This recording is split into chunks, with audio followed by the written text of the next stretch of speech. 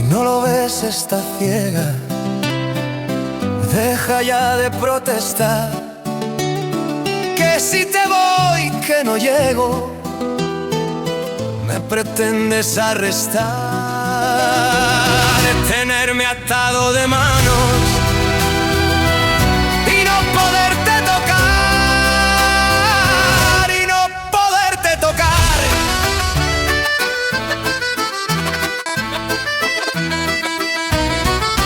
Con la lira de los sueños que tengo puestos en ti, entre tus brazos me mezclo con ese tu olor almizcle, dulce, cálido, envolvente, como la piel de serpiente, limpio, suave y sutil.